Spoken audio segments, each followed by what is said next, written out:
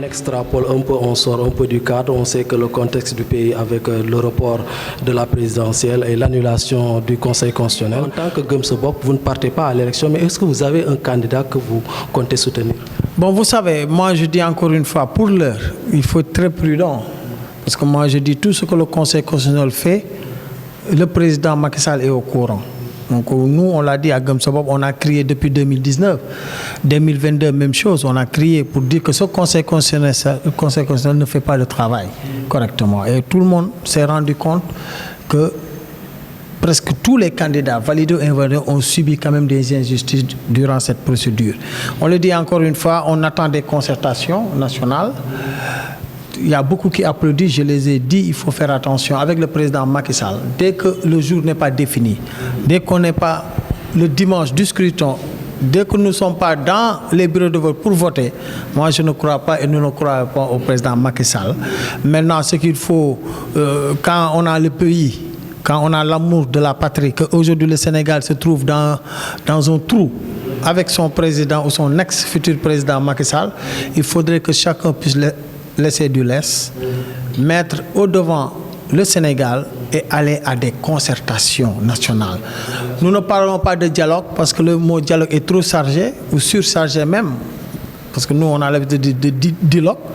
On veut une concertation nationale où le président Macky Sall, en tant que chef de l'État, chef de l'exécutif, peut l'impulser, mais ce n'est pas à lui de décider ou de diriger les travaux. On ne veut pas de Moustapha Niasse.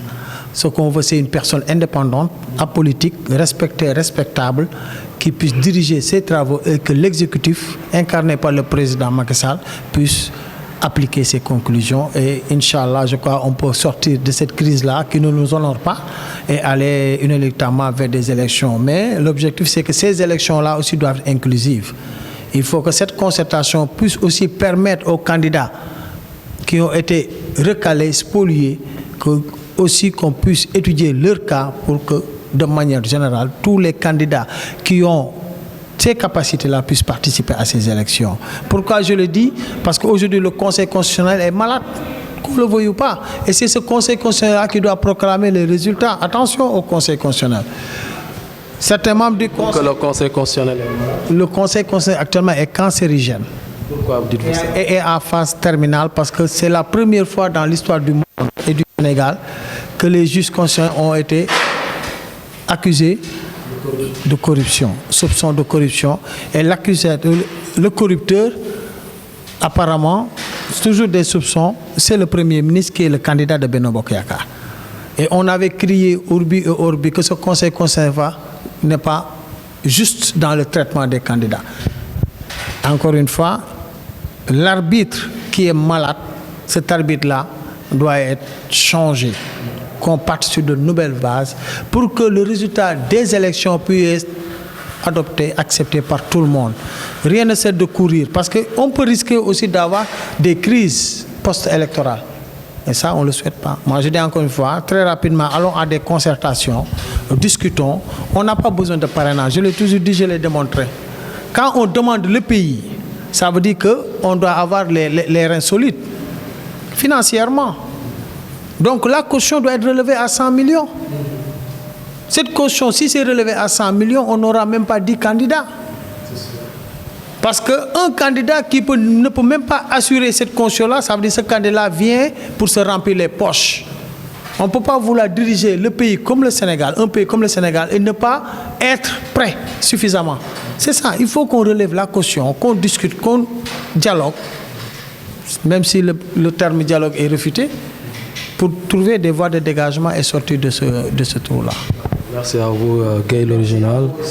Merci à la génération originale. Merci au Parcelles Assainies. Parce que tout le monde a vu aujourd'hui que quand même beaucoup de responsables sont passés. Et on est dans ce sillage-là. Aujourd'hui, je l'ai dit, la génération originale, ce n'est pas la politique. C'est un mouvement où l'opposition, le pouvoir, la société civile, des gens qui n'ont jamais fait la politique sont là-dedans. Notre objectif majeur, c'est d'assister, d'être les baïfals de la population. Merci Ira TV, Luxew.tv aussi, merci à vous. Demain, Inch'Allah, lorsqu'on terminera quand même tout le travail, on va faire une petite cérémonie avec les journalistes. Parce que ce qu'on veut, l'objectif, c'est de pousser quand même le ministère à assurer à faire ses responsabilités. Voilà. bëggoon nañ ko reporter maanaam mujjanteel bi conseil constitutionnel ne duñ ko reporter dañ koy jàpp donc sénégalais dinañ dem donte gëm sa bopp warul dem élection peut-être am ngeen candidat bu ngeen bëgg a jàppale. bon xam nga fi ñu toll mbir mi waxoon naa ko ca njëlbeen ne lépp li xew scénario la boo xam ne président Macky Sall moo ko tëgg dara bettuñu ci. yéen a ngi fàttaliku bi président Macky Sall defee discours à la nation ne moom du nekk candidat. fàttalu ngeen même pas 1 heure de temps 2 heures ñun gëm sa bopp def nañ conférence de presse félicité ko mais ne leen attention président Macky Sall génnul ci élection yi waxoon nañ ko neewoon nañ leen pareegul de na leen dem rek di ngeen gis te lu ñu mas a wax gars yi ñu ngi koy gis tey. maintenant li am solo mooy ñu ngi ñafe ñun di xeex pour ñu dem élection pour que le 2 avril parce que xam ne à partir du président Macky Sall amatul légitimité nekkatul président. mais li ñu war a def rek mooy que concertation lu mu gën a gaawee concertation nationale képp koo xam ne yaa ngi ci réew mi bëgg réew mi nga bàyyi sa bopp jiital réew mi pour ñu génn situation bi Sénégal nekk tey te loolu waxtaan moo ko mën. président Macky Sall nag commencé waat na di def doxalin boo xam ne du boobu di recevoir ñenn ñi benn par benn loolu dafay tas opposition te dafay yàq moom en tant que exécutif conseil constitutionnel jox na ko ne ko. préparer nga organiser élection yi jiital waxtaan parce que ñëpp xam nañ le 25 dina metti pour ñu def élection na impulser cette concertation nationale mais moom du ko jiite et soxlaa ñu mel ne ay Moustapha Niasse ki ñu soxla mooy li Abdou Diouf defoon li Abdoulaye Wade def ba ñu am ay alternance jël nit koo xam ne farul fenn politigul respectable ñu jël ko jiital ko mu mener les travaux conclusion ya cay jóge moom mu appliquer ko pour ñu génn suñu réew ci pax bi nga xam ne moom dugal na ko je crois que c'est la meilleure chose maintenant ñii ñooy bokk ña la duñ bokk nañu jàpp ne ñi nga xam ne aussi dañ leen ci génne te ñëpp gis nañ démontré nañ li leen génne teguwul yoon ah ñi nga xam ne jàll nañ te ñëpp xam nañ ne buñ ko saytoo dëgg am na ñoo xam ne dañu yor ñaari nationalité am na ñoo xam ne aussi lii code bi wax appliqué te génn nañ muy wax rek firnde lan yàgg di wax ne conseil constitutionnel bii du kii ñii la ñu soxla seeni erreur bari na laxisme bari na te tey bu ñu bëggee dem ci élection yoo xam ne buñ ci génnee kii jël réew mi ñëpp a naan gongo ñëpp a koy jàppale nañu teg mbir mi ci yoon. parce que tamit dem ay élection coow li gën a bari après ñuy contester résultat yi mën na yóbbu ci réew mi ci situation yu doy waar. da nga jàpp ne ñi nekk conseil constitutionnel dañ leen waroon changer. non ñoom seen bopp ñoo waroon changer seen bopp waruñu woon xaar man nekk naa mandataire xam naa bu baax la fa xew te wax naa ko.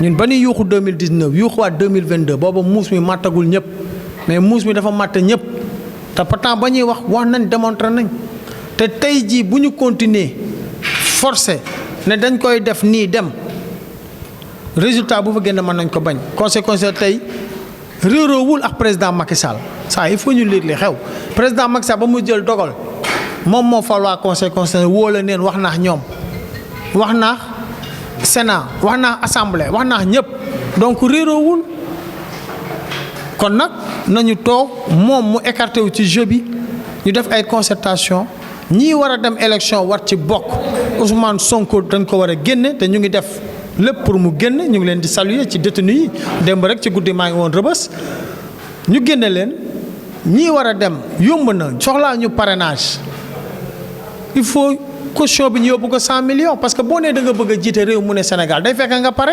say nelaw doy buñ ko defee 100 millions képp koo xam ne def nga dossier bu baax conseil constitutionnel wala cour bi ñu fiy teg mu saytu ko dossier bu baax la ñu jox la këyit nga dem caisse de dépôt et de consignation fay sa 100 millions ñëw mais candidat nga bu boobaa du ñu am sa fukki candidat mais 30 millions ñoo xam ne tey jii mais ku mënul fay caution 100 millions ne da ngay jiite Sénégal nañu jàpp ne sa bopp la joxate remplir say poche moo la tax a jóg dañuy jox réew mi ñoo xam ne wóor na ne buñ fi nekkee di leen liggéeyal suñu doom yi man ñu nekk ci réew mu riche réew mi xam ne lépp am na fi ba pare ñoo gën a ndóol ñëpp ñoo gën a sonn ñëpp donc loolu la nañu dem ndànk ci waxtaan wi waxtaan nag mënul ñàkk te président lu mu gën a gaawee na woote concertation dénk ko kilifa ku ñëpp respecté ñu dem lañ fa conclure moom mu appliqué ko ñii war a bokk ci élection yi bokk ci élection yi kii gagné ñëpp jàppale ko